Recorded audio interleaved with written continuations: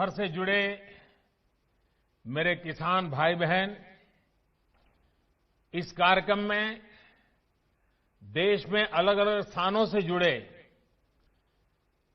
केंद्र सरकार के मंत्रीगण, राज्य सरकारों के मंत्रीगण, आदरणीय सभी मुख्यमंत्रीगण, पंचायत से लेकर के पार्लियामेंट तक चुने हुए सारे जनप्रतिनिधि और सब गांवों में जाकर के किसानों के बीच में बैठे हैं।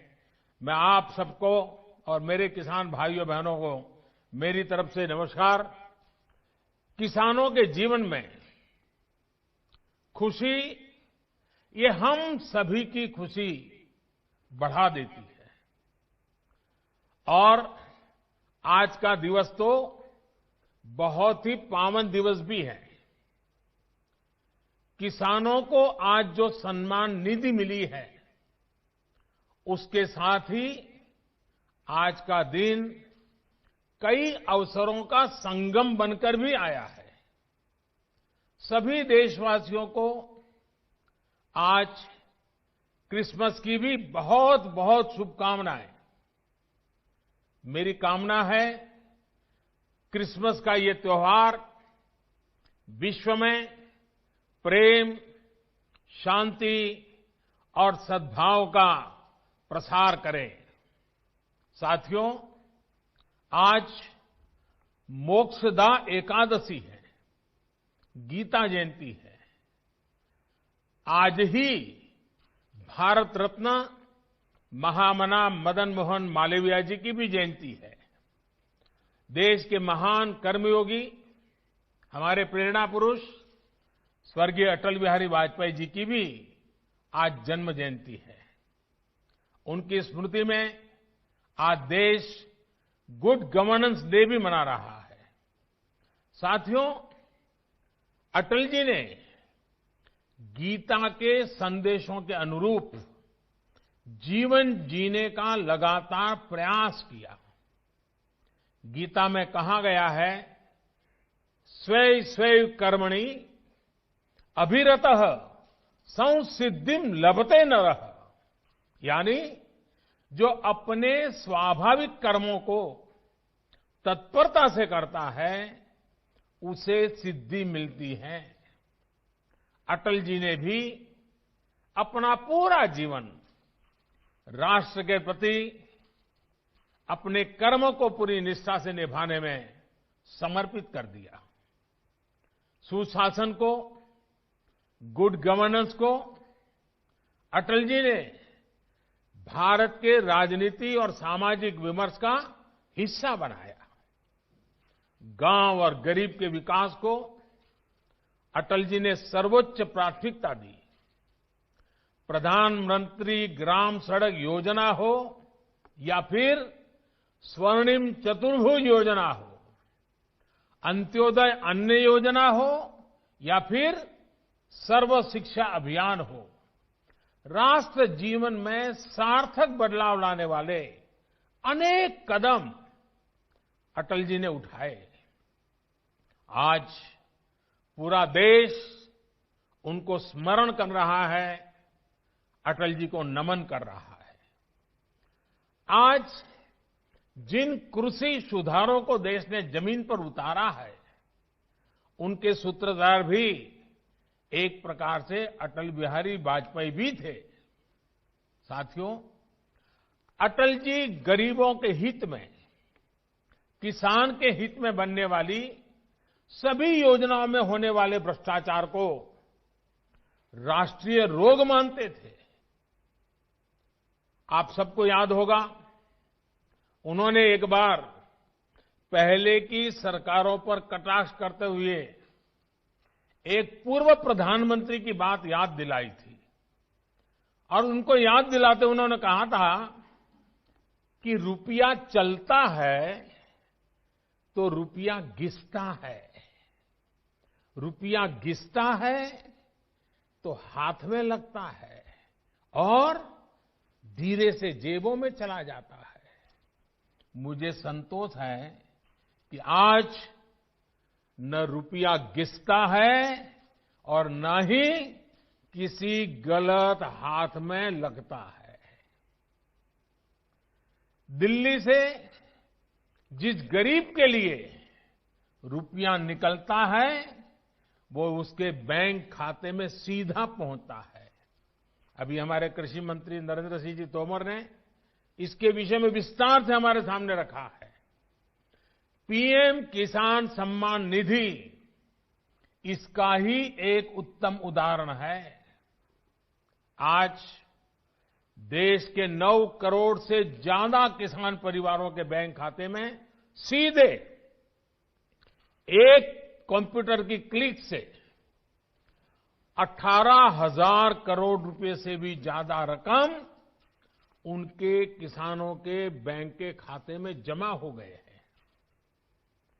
जब से ये योजना शुरू हुई है तब से 1,10,000 करोड़ रुपए से ज्यादा 1,10,000 करोड़ रुपए से ज्यादा किसानों के खाते में पहुंच चुके हैं। और यही तो गुड गवर्नेंस है, यही तो गुड गवर्नेंस टेक्नोलॉजी के द्वारा उपयोग किया गया है। 18,000 करोड़ से ज्यादा रुपए पल भर में, कुछ ही पल में सीधे किसानों के बैंक खातों में जमा हो गए हैं। कोई कमीशन नहीं, कोई कट नहीं, कोई हेराफेरी नहीं। टेक्नोलॉजी का इस्तेमाल करते हुए पीएम किसान सम्मान योजना में ये सुनिश्चित किया गया है कि लीकेज न हो। राज्य सरकारों के माध्यम से किसानों का ऑनलाइन रजिस्ट्रेशन होने के बाद उनके आधार नंबर और बैंक खातों का वेरिफिकेशन होने के बाद इस व्यवस्था का निर्माण हुआ है। लेकिन मुझे आज इस बात का अफसोस भी है कि पूरे हिंदुस्तान के किसानों को इस योजना का लाभ मिल रहा है। सभी विचारधारा की सरकारें इससे जुड़ी हैं, लेकिन एकमात्र पश्चिम बंगाल सरकार वहां के 70 लाख से अधिक किसान, मेरे किसान भाई बहन बंगाल के, इस योजना के वो लाभ नहीं ले पा रहे हैं। उनको ये पैसे नहीं मिल पा रहे हैं क्योंकि बंगाल की सरकार अपने राजनीतिक कारणों से उनके राज्य के किसानों को भारत सरकार से पैसा जाने वाला है, राज्य सरकार को एक कौड़ी का खर्चा नहीं है, फिर भी वो पैसे उनको नहीं मिल रहे हैं। कई किसानों ने भारत सरकार को सीधी चिट्ठी लिखी हुई है, उसको भी वो मान्यता नहीं देते हैं। यानी आप कल्पना कर सकते हैं कितने लाखों किसानों ने लाभ लेने के लिए, योजना के लिए अर्जी की, ऑनलाइन आवेदन कर चुके हैं, लेकिन वहां की राज्य सरकार उसको भी अटका करके बैठ गई है। भाइयों बहनों, मैं हैरान हूं और ये बात मैं आज देशवासियों के सामने बड़े दर्द के साथ, बड़े पीड़ा के साथ कहना चाहता हूं। जो लोग 30-30 साल तक बंगाल में राज करते थे, एक ऐसी राजनीतिक विचारधारा को लेकर के बंगाल को कहां से कहां ला करके उन्होंने हालत करके रखी है, सारा देश जानता है। और ममता जी के 15 साल पुराने भाषण सुनोगे तो पता चलेगा कि इस राजनीतिक विचारधारा ने बंगाल को कितना बर्बाद कर दिया था। अब ये कैसे लोग हैं? बंगाल में उनकी पार्टी है, उनका संगठन है, 30 साल सरकार चलाई है, कितने लोग होंगे उनके पास? एक बार भी इन लोगों ने किसानों को ये 2,000 रुपया मिलने वाला कार्यक्रम है, बंगाल के अंदर कोई आंदोलन नहीं चलाया। अगर आल के दिल में किसानों के लिए इतना प्यार था, बंगाल में आपकी धरती है, तो आपने बंगाल में किसानों को न्याय दिलाने के लिए प्रधानमंत्री किसान सम्मान योजना के पैसे किसानों को मिले, इसके लिए क्यों आंदोलन नहीं किए? क्यों आपने कभी आवाज नहीं उठाई? और आप वहां से उठ करके पंजाब पहुंच गए। तब सवाल उठता है।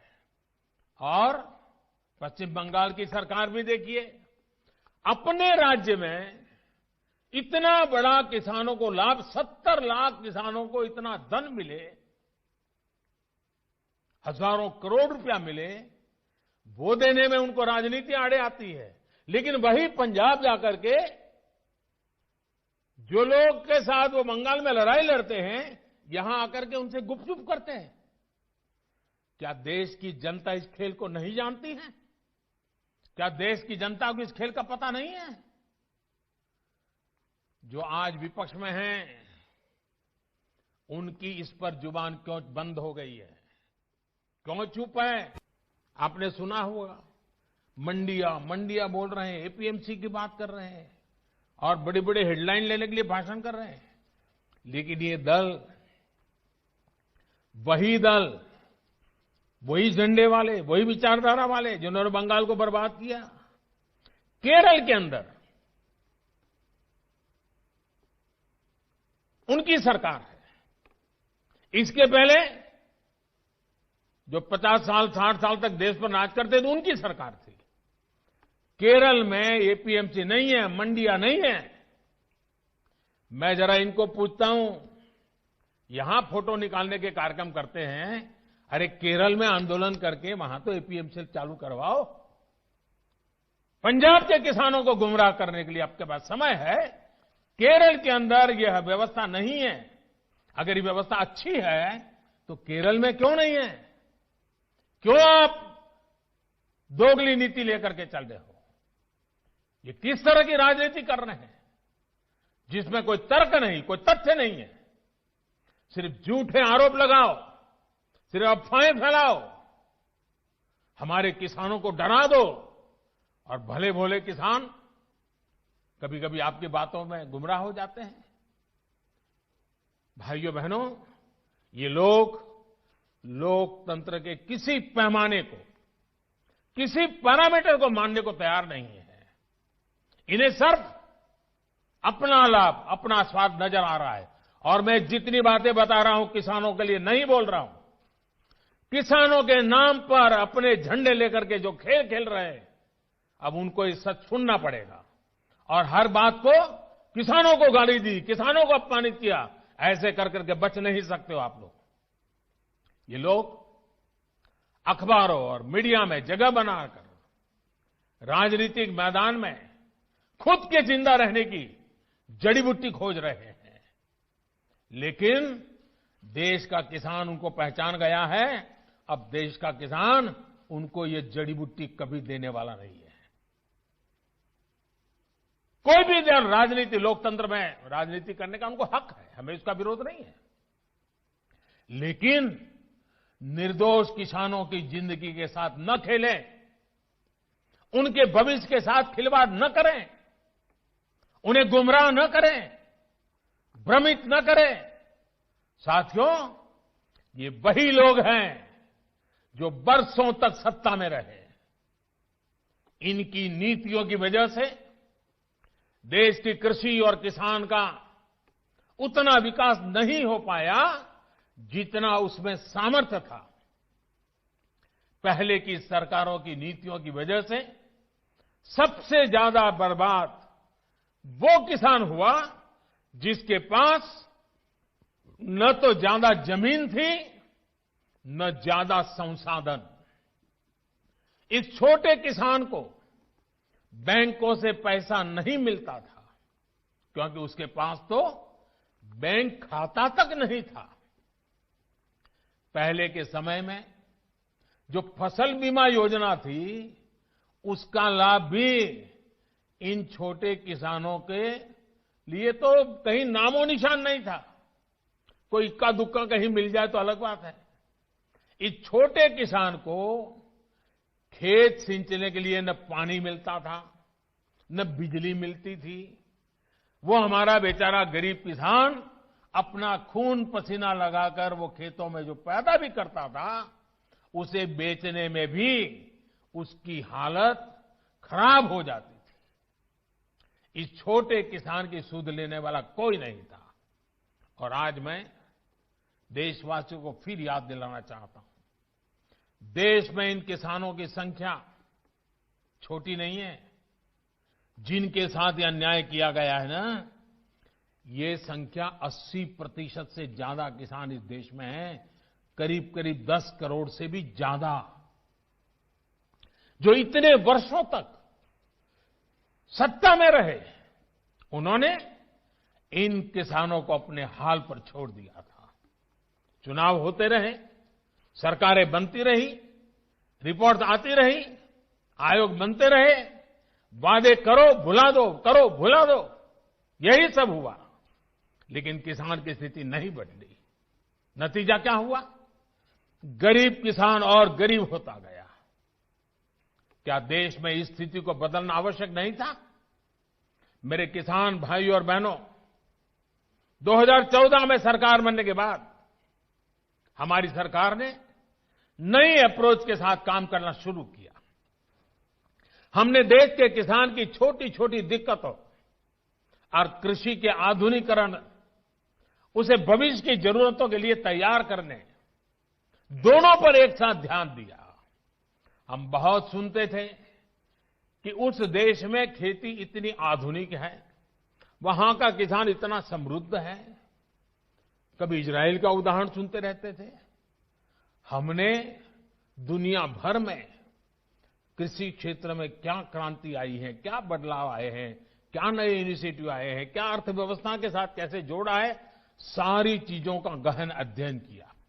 इसके बाद हमने अपने अलग अलग लक्ष्य बनाए और सभी पर एक साथ काम शुरू किया। हमने लक्ष्य बनाकर काम किया कि देश के किसानों का खेती पर होने वाला खर्च, इनपुट कॉस्ट, ये कम हो, उसका खर्चा कम हो। सॉइल हेल्थ कार्ड, यूरिया की नीम कोटिंग, लाखों की संख्या में सोलर पंप, ये सारी योजनाएं उनका इनपुट कॉस्ट कम करने के लिए एक के बाद एक उठाई। हमारी सरकार ने प्रयास किया कि किसान के पास एक बेहतर फसल बीमा कवच हो। आज देश के करोड़ों किसानों को पीएम फसल बीमा योजना का लाभ हो रहा है। और मेरे प्यारे किसान भाइयों बहनों, अभी जब मैं किसान भाइयों से बात कर रहा था तो मुझे हमारे महाराष्ट्र लातूर के गणेश जी ने बताया कि 2,500 रुपया उन्होंने दिया और 54,000 रुपया करीब करीब मिला। मामूली प्रीमियम के बदले किसानों को पिछले साल में 87,000 करोड़ रुपए क्लेम राशि मिली है। 87 यानी करीब करीब 90,000 करोड़ मामूली प्रीमियम दिया किसानों ने। मुसीबत के समय ये फसल बीमा उनको काम आया। हमने इस लक्ष्य पर भी काम किया कि देश के किसान पास खेत में सिंचाई की पर्याप्त सुविधा हो। हम दशकों पुरानी सिंचाई योजनाओं पूरा कराने के साथ ही देश भर में पर ड्रॉप मोर क्रॉप के मंत्र के साथ माइक्रो इरिगेशन को भी बढ़ावा दे रहे हैं। और मुझे खुशी हुई, अभी तमिलनाडु के हमारे सुब्रमण्य जी मुझे बता रहे थे कि उन्होंने माइक्रो इरिगेशन से, ड्रिप इरिगेशन से, जो पहले 1 एकड़ का काम होता था 3 एकड़ का हुआ और पहले से ज्यादा 1 लाख रुपए ज्यादा कमाया माइक्रो इरिगेशन। साथियों, हमारी सरकार ने प्रयास किया कि देश के किसानों को फसल की उचित कीमत मिले। हमने लंबे समय से लटकी स्वामीनाथन कमेटी की रिपोर्ट के अनुसार लागत का 1.5 गुना एमएसपी किसानों को दिया। पहले कुछ ही फसलों पर एमएसपी मिलती थी, हमने उनकी भी संख्या बढ़ाई। पहले एमएसपी का ऐलान अखबारों में छोटी सी जरा जगह बनाना खबर के तौर पर छपता था, किसानों तक लाभ नहीं पहुंचता था, कहीं तराजू ही नहीं लगते थे। और इसलिए किसान के जीवन में कोई बदलाव ही नहीं आता था। हम आज एमएसपी पर रिकॉर्ड सरकारी खरीद कर रहे हैं। किसानों की जेब में एमएसपी का रिकॉर्ड पैसा पहुंच रहा है। जो आज किसानों के नाम पर आंदोलन कर रहे हैं, वो जब उनका समय था तब चूप मार करके बैठे हुए थे। ये जितने लोग आंदोलन चला रहे हैं ना, ये उस सरकार के हिस्सेदार थे, समर्थन करते थे। और यही लोग स्वामीनाथन कमेटी की रिपोर्ट के ऊपर बैठ गए थे, सालों तक बैठ गए थे। हमने आकर के निकाला, क्योंकि हमारे दिल में किसान की जिंदगी को भला करना, कल्याण करना, ये हमारा जीवन का मंत्र है, इसलिए कर रहे हैं। साथियों, हम इस दिशा में भी फसल बेचने के लिए किसान के पास सिर्फ एक मंडी नहीं, बल्कि उसको विकल्प मिलना चाहिए, बाजार मिलना चाहिए। हमने देश की 1000 से ज्यादा कृषि मंडियों को ऑनलाइन जोड़ा। इनमें भी 1 लाख करोड़ रुपए से ज्यादा का कारोबार किसानों ने कर दिया है। किसान ऑनलाइन बेचना शुरू किया है। साथियों, हमने एक और लक्ष्य बनाया कि छोटे किसानों के समूह बने, ताकि वो अपने क्षेत्र में एक सामूहिक ताकत बनकर काम करे। आज देश में 10,000 से ज्यादा किसान उत्पादक संघ, एफपीओ बनाने का अभियान चल रहा है। उन्हें आर्थिक मदद दी जा रही है। अभी हम महाराजगंज के राम गुलाब जी से सुन रहे थे, 300 के करीब किसानों को इकट्ठा किया है उन्होंने, और पहले की तुलना में 1.5 गुना भाव से माल बेचना शुरू हुआ है। एफपीओ बनाया उन्होंने, वैज्ञानिक तरीके से खेती में मदद ली, और आज उनको फायदा हो रहा है। साथियों, हमारे कृषि क्षेत्र की सबसे बड़ी आवश्यकता है गांव के पास ही भंडारण, कोल्ड स्टोरेज। इसकी आधुनिक सुविधा कम कीमत पर हमारे किसानों को उपलब्ध हो। हमारी सरकार ने इसे भी प्राथमिकता दी। आज देश भर में कोल्ड स्टोरेज का नेटवर्क विकसित करने के लिए सरकार करोड़ों रुपए का निवेश कर रही है। हमारी नीतियों में इस पर भी बल दिया गया है कि खेती के साथ ही किसान के पास आय बढ़ाने के दूसरे विकल्प भी हो। हमारी सरकार मछली पालन, पशुपालन, डेयरी उद्योग, मधुमक्खी पालन सभी को प्रोत्साहित कर रही है। हमारी सरकार ने ये भी सुनिश्चित किया कि देश के बैंकों का पैसा देश के किसानों के काम आए। 2014 में जब हम पहली बार सरकार में आए और शुरुआत थी हमारी, 2014 में जहां 7 लाख करोड़ रुपए का प्रावधान एक किसानों के लिए किया गया था, धन के लिए, वही इसे अब करीब 14 लाख करोड़ रुपए यानी 2 गुना किया गया है, ताकि किसान को कर्ज मिल सके। बीते कुछ महीनों से करीब 2.5 करोड़ छोटे किसानों को किसान क्रेडिट कार्ड से जोड़ा गया है, और अभियान तेजी से चल रहा है। हम मछली पालकों, पशुपालकों, उनको भी किसान क्रेडिट कार्ड दे रहे हैं। ये लाभ उनको भी अब दिया जा रहा है। साथियों, हमने इस लक्ष्य पर भी काम किया, खेती की दुनिया में क्या चल रहा है, इसके लिए देश में आधुनिक कृषि संस्थान हो। बीते वर्षों में देश में अनेक नए कृषि संस्थान बने हैं, कृषि की पढ़ाई की सीटें बढ़ी हैं, और साथियों, खेती से जुड़े इन सारे प्रयासों के साथ ही हमने एक और बड़े लक्ष्य पर काम किया। ये लक्ष्य है गांव में रहने वाले किसान का जीवन आसान हो। साथियों, आज जो किसानों के लिए इतने आंसू बहा रहे हैं, इतने बड़े बड़े बयान दे रहे हैं, बड़ा दुख दिखा रहे हैं, जब ये लोग सरकार में थे तब इन्होंने किसानों का दुख, उनकी तकलीफ दूर करने के लिए क्या किया, ये देश का किसान अच्छी तरह जानता है। आज सिर्फ खेती ही नहीं, बल्कि उसके जीवन को आसान बनाने के लिए हमारी सरकार उसके दरवाजे तक पहुंची है। खेत के मेड़ तक पहुंची है। आज देश के छोटे और सीमांत किसान को अपना पक्का घर मिल रहा है, शौचालय मिल रहा है, साफ पानी का नल मिल रहा है। यही किसान है जिसे बिजली के मुफ्त कनेक्शन, गैस के मुफ्त कनेक्शन, ये बहुत बड़ा लाभ हुआ है। हर साल आयुष्मान भारत योजना के तहत 5 लाख रुपए तक के मुफ्त इलाज की सुविधा ने आज मेरे छोटे किसान के जीवन की बहुत बड़ी चिंता कम की है। 90 पैसे प्रतिदिन, यानी एक चाय से भी कम कीमत, 90 पैसे प्रतिदिन और 1 रुपया महीना के प्रीमियम पर बीमा, ये मेरे किसानों के जीवन में बहुत बड़ी ताकत है। 60 वर्ष की आयु के बाद 3,000 रुपये मासिक पेंशन, ये सुरक्षा कवच भी आज किसान के पास है। साथियों, आजकल कुछ लोग किसान की जमीन की चिंता करने का दिखावा कर रहे हैं। किसानों की जमीन हड़पने में कैसे कैसे लोगों के नाम अखबारों में चमकते रहे हैं, हम जानते हैं।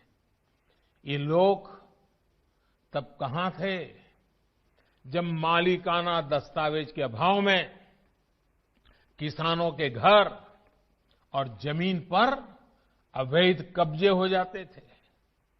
गांव के छोटे और सीमांत किसानों को, खेत मजदूरों को इस अधिकार से इतने सालों तक वंचित किसने रखा?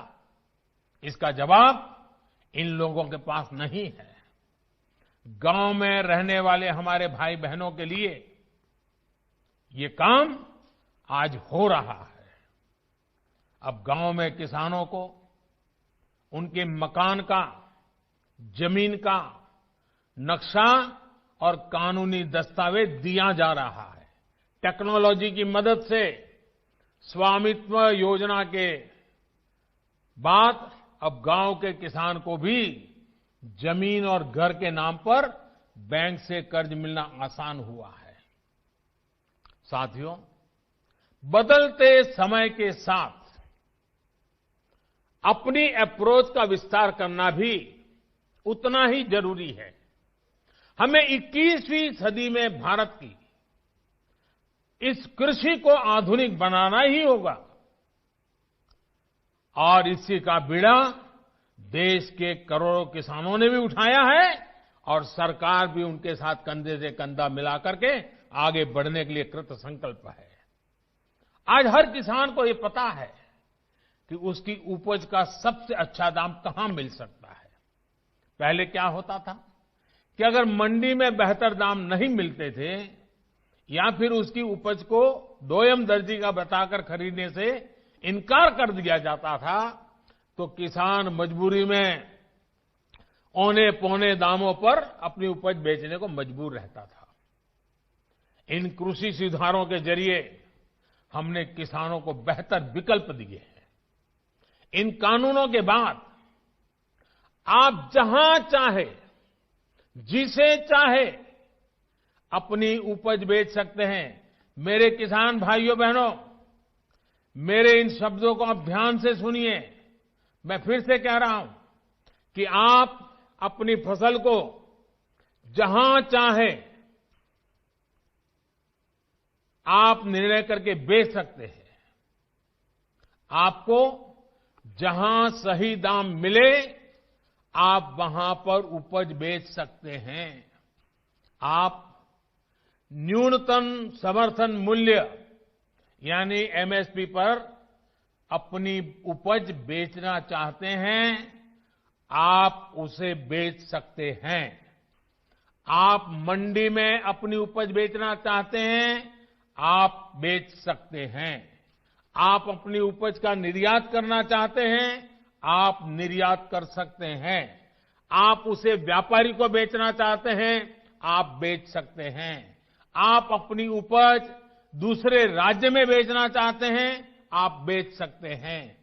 आप पूरे गांव के किसानों को एफपीओ के माध्यम से इकट्ठा कर अपनी पूरी उपज को एक साथ बेचना चाहते हैं, आप बेच सकते हैं।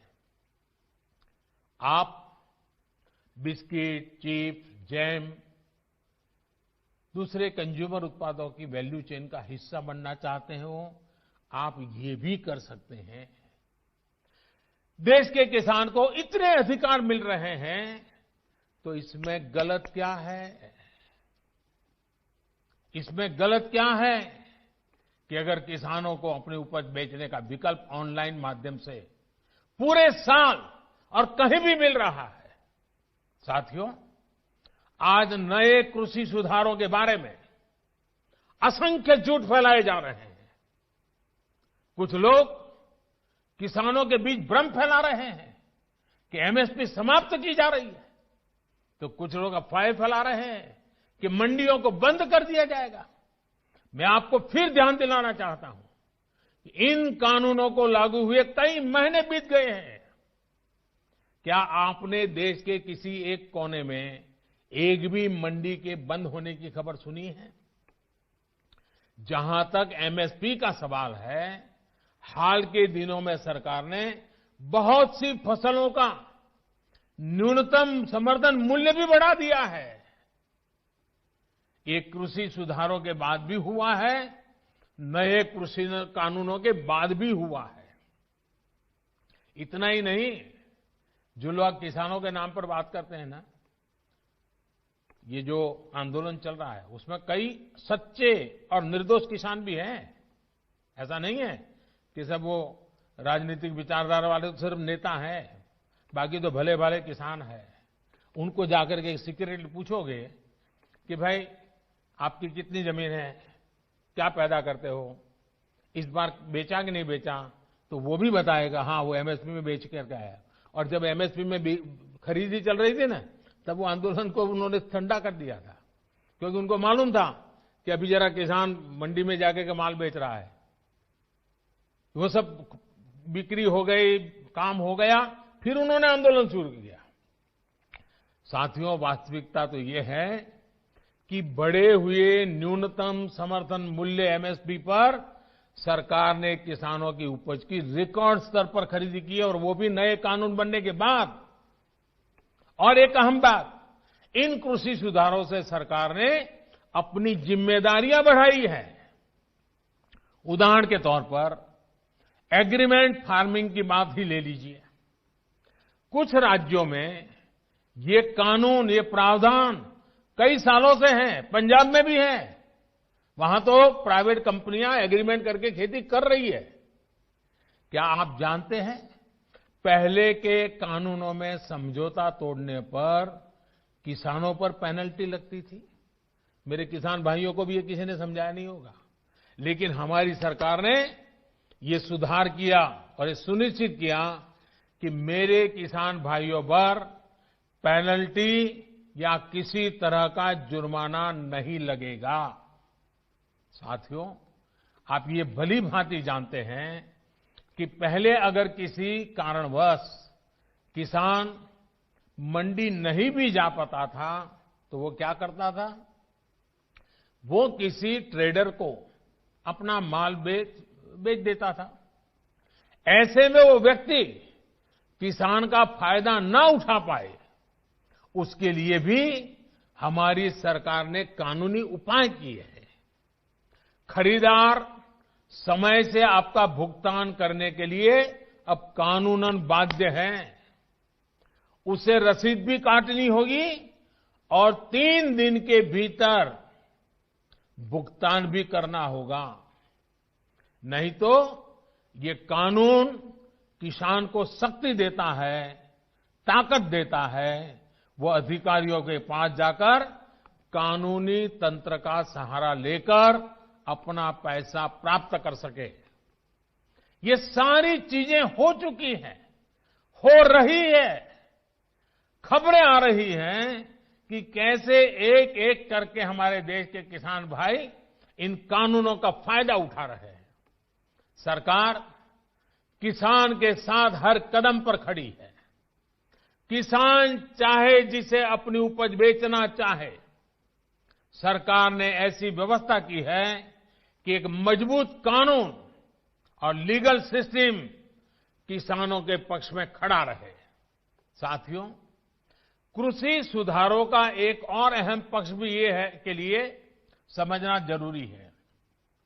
अब जब कोई किसान के साथ एग्रीमेंट करेगा तो वो ये भी चाहेगा कि उपज अच्छी से अच्छी हो। इसके लिए एग्रीमेंट करने वाला किसानों को अच्छे बीज, आधुनिक तकनीक, अत्याधुनिक उपकरण, विशेषज्ञता ये हासिल करने में मदद करेगा ही करेगा, क्योंकि उसको तो उसे रोजी रोटी उसमें है। अच्छी उपज के लिए सुविधाएं किसानों के दरवाजे पर उपलब्ध करवाएगा। एग्रीमेंट करने वाला व्यक्ति बाजार की ट्रेंड से पूरी तरह वाकिफ रहेगा और इसी के अनुरूप हमारे किसानों को बाजार की मांग के हिसाब से काम करने में मदद करेगा। अब आपको मैं एक और स्थिति बताता हूं। अगर किसी वजह से, किसी परेशानी की वजह से किसान की उपज अच्छी नहीं होती या फिर बर्बाद हो जाती है, तो भी ये याद रखिए, तो भी जिसने एग्रीमेंट किया है उसको, किसान को उपज का जो दाम निर्धारित हुआ था वो उसको देना ही पड़ेगा। एग्रीमेंट करने वाला अपने एग्रीमेंट को अपनी मर्जी से खत्म नहीं कर सकता है। लेकिन दूसरी तरफ अगर किसान एग्रीमेंट को किसी भी वजह से खत्म करना चाहता है तो किसान कर सकता है, सामने वाला नहीं कर सकता है। क्या ये स्थिति किसानों के लिए फायदेमंद है कि नहीं है? सबसे ज्यादा एश्योरेंस किसान को है कि नहीं है? किसान को फायदा होने वाली गारंटी इसमें है कि नहीं है? एक और सवाल लोगों ने उछाल करके रखा हुआ, आपके मन में भी आता होगा। अगर किसी स्थिति में उपज अच्छी हुई, मार्केट बहुत शानदार हो गया, जो एग्रीमेंट में था उससे भी ज्यादा मुनाफा एग्रीमेंट वाले को मिल रहा है, अगर ऐसा होता है तो एग्रीमेंट का जितना पैसा है वो तो देना ही दे है, लेकिन अगर ज्यादा मुनाफा हुआ है तो उसमें से कुछ बोनस भी किसान को देना पड़ेगा। इससे बड़ा किसान की रक्षा कौन कर सकता है? ऐसी स्थिति होने में किसान एग्रीमेंट में तय किए गए मूल्य के अलावा, जैसा मैंने कहा, बोनस का भी वो हकदार होगा। पहले क्या होता था, याद है ना? सारा रिस्क किसान का होता था और रिटर्न किसी और का होता था। अब नए कृषि कानूनों और सुधार के बाद स्थिति पूरी तरह किसानों के पक्ष में हो गई है। अब सारा रिस्क एग्रीमेंट करने वाले व्यक्ति या कंपनी का होगा और रिटर्न किसान का होगा। साथियों, देश के कई भागों में एग्रीमेंट फार्मिंग को पहले भी परखा गया है, उसे कसौटी पर कसा गया है। क्या आपको पता है कि दुनिया में आज सबसे ज्यादा दुग्ध उत्पादन, मिल्क प्रोडक्शन करने वाला देश कौन सा है? ये देश कोई और नहीं, हमारा हिंदुस्तान है। हमारे पशुपालक, हमारे किसान की मेहनत है। आज डेयरी सेक्टर में बहुत सी सहकारी और निजी कंपनियां किसानों से, दुग्ध उत्पादकों से दूध खरीदती हैं और उसे बाजार में बेचती हैं। ये मॉडल कितने वर्षों से चला रहा है।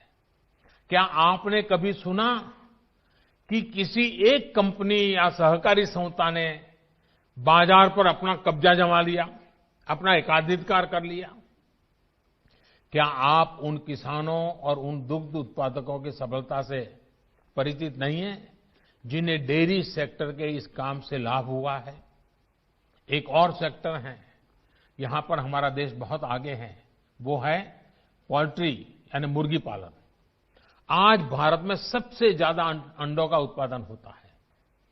पूरे पोल्ट्री सेक्टर में बहुत सी बड़ी कंपनियां काम कर रही है, कुछ छोटी कंपनियां भी हैं, तो कुछ स्थानीय खरीदार भी इस व्यवसाय में जुटे हैं। इस सेक्टर से जुड़े लोग अपना प्रोडक्ट किसी को भी कहीं भी बेचने के लिए स्वतंत्र हैं। जहां भी उन्हें सबसे ज्यादा दाम मिलता है वो अंडे बेच सकते हैं। हम चाहते हैं कि हमारे किसानों को, कृषि सेक्टर को इसी तरह का विकास करने का अवसर मिले जैसा पोल्ट्री और डेयरी सेक्टर को मिला है। हमारे किसानों की सेवा में जब बहुत सी कंपनियां व्यवसाय के कई तरह के प्रतिस्पर्धी रहेंगे तो उन्हें अपनी उपज का ज्यादा दाम भी मिलेगा और बाजार तक उनकी बेहतर पहुंच भी संभव होगी।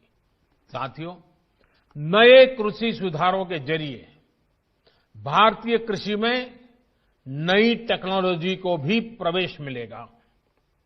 आधुनिक तकनीक के जरिए हमारे किसान अपनी उपज को बढ़ा सकेंगे, अपनी उपज को विविधता दे सकेंगे, अपनी उपज की बेहतर ढंग से पैकेजिंग कर सकेंगे, अपनी उपज में वैल्यू एडिशन कर सकेंगे।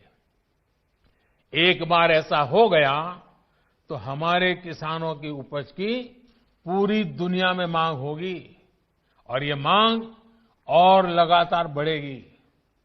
हमारे किसान सिर्फ उत्पादक नहीं बल्कि खुद निर्यातक बन सकेंगे। दुनिया में कोई भी अगर कृषि उत्पादों के जरिए बाजार में अपनी धाक जमाना चाहेगा तो उसे भारत आना पड़ेगा।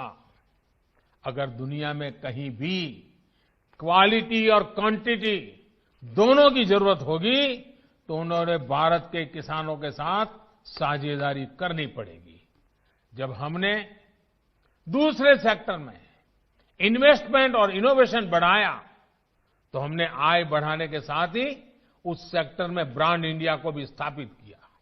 अब समय आ गया है कि ब्रांड इंडिया दुनिया के कृषि बाजारों में भी खुद को उतनी ही प्रतिष्ठा के साथ स्थापित करे। साथियों, कुछ राजनीतिक दल जिन्हें देश की जनता ने लोकतांत्रिक तरीके से नकार दिया है, वो आज कुछ किसानों को गुमराह करके जो कुछ भी कर रहे हैं, उन सबको बार बार नम्रतापूर्वक सरकार की तरफ से अनेक प्रयासों के बावजूद भी किसी न किसी राजनीतिक कारण से, किसी ने बंधी राजनीतिक विचारधारा के कारण से ये चर्चा नहीं होने दे रहे हैं। कृषि कानूनों के संदर्भ में ये जो पॉलिटिकल पार्टी की विचारधारा वाले जो कुछ लोग हैं जो किसानों के कंधे पर बंदूकें फोड़ रहे हैं, कृषि कानूनों के संदर्भ में उनके पास ठोस तर्क न होने के कारण वो भांति भांति के मुद्दों को किसानों के नाम पर उछाल रहे हैं।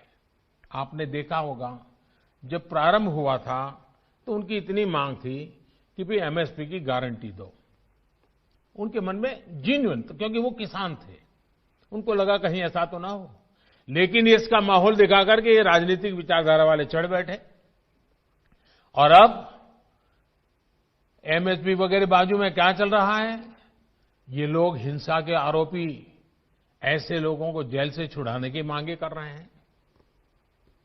देश में आधुनिक हाईवेज बने, निर्माण हो, जो पिछली सब सरकारों ने किया था। ये लोग भी उस सरकारों में समर्थन करते थे, भागीदार थे। अब कहते हैं टोल टैक्स नहीं होगा, टोल खाली कर दो। भाई, किसान का विषय छोड़ करके नई जगह पे क्यों जाना पड़ रहा है? जो नीतियां पहले के समय से चली आ रही है, अब ये किसान आंदोलन की आड़ में उनका भी विरोध कर रहे हैं, टोल नाकों का विरोध कर रहे हैं। साथियों, ऐसी परिस्थिति में भी देश भर के किसानों ने कृषि सुधारों का भरपूर समर्थन किया, भरपूर स्वागत किया है। मैं सभी किसानों का आभार व्यक्त करता हूं। मैं सर झुका करके उनको प्रणाम करता हूं कि देश को आगे ले जाने के लिए देश के कोटि कोटि किसान आज इस निर्णय के साथ हिम्मत के साथ खड़े हुए हैं और मैं मेरे किसान भाइयों बहनों को भरोसा दिलाता हूं कि आपके विश्वास पर हम कोई आंच नहीं आने देंगे। लोकतंत्र में अटूट आस्था और श्रद्धा होने के कारण, किसानों के प्रति हमारा समर्पण होने के कारण हर समय किसानों के हर मुद्दे पर चर्चा के लिए सरकार तैयार है। समाधान के लिए हम खुला मन लेकर के चल रहे हैं। कई दल ऐसे भी हैं जो इन्हीं कृषि सुधारकारों के पक्ष में रहे हैं। उनके लिखित बयान भी हमने देखे हैं। वो आज अपनी कही बात से ही मुकर गए हैं। उनकी भाषा बदल गई है। वो राजनीतिक नेता जो किसानों को भ्रमित करने में जुटे हुए हैं, जिनकी लोकतंत्र में रत्ती भर भी श्रद्धा नहीं है, वो विश्वास ही नहीं करते डेमोक्रेसी में। दुनिया के कई देशों में उनका परिचय है लोगों को। ऐसे लोगों के जो भी उन्होंने कहा है पिछले दिनों, जिस प्रकार के अनलगढ़ आरोप लगाए हैं, जिस भाषा का प्रयोग किया है, पता नहीं कैसी कैसी इच्छाएं व्यक्त की है, मैं बोल भी नहीं सकता हूं। ये सब करने के बावजूद भी, उन सब चीजों को सहन करने के बाद भी, उसको पेट में उतार करके, मन ठंडा रख करके, उन सबको सहन करते हुए मैं आज फिर एक बार नम्रता के साथ उन लोगों को भी जो हमारे घोर विरोध करने पर तुले हुए, उनको भी कहता हूं, मैं नम्रता के साथ कहता हूं, हमारी सरकार किसान हित में उनसे भी बात करने के लिए तैयार है, लेकिन बात मुद्दों पर होगी, तर्क और तथ्यों पर होगी। साथियों, हम देश के अन्नदाता को उन्नत करने के लिए हर संभव प्रयास कर रहे हैं। जब आपकी उन्नति होगी तो पूरे राष्ट्र की उन्नति तय है। सिर्फ आत्मनिर्भर किसान ही आत्मनिर्भर भारत की नींव डाल सकता है। मेरे देश के किसानों से आग्रह है, किसी के बहकावे में न आए, किसी के झूठ को न स्वीकारे, तर्क और तथ्य के आधार बनाकर ही सोचे विचारे। और फिर एक बार देश भर के किसानों ने खुल करके जो समर्थन दिया है, ये मेरे लिए अत्यंत संतोष और गर्व का विषय है। मैं आपका बहुत आभारी हूं। एक बार फिर से करोड़ों किसान परिवारों को पीएम किसान सम्मान निधि के लिए मैं आपको बहुत बहुत बधाई देता हूं और मैं आपसे लगातार प्रार्थना करता हूं, आपके लिए भी प्रार्थना करता हूं, आप स्वस्थ रहें, आपका परिवार स्वस्थ रहे, इसी कामना के साथ आप सभी का बहुत बहुत आभार, धन्यवाद।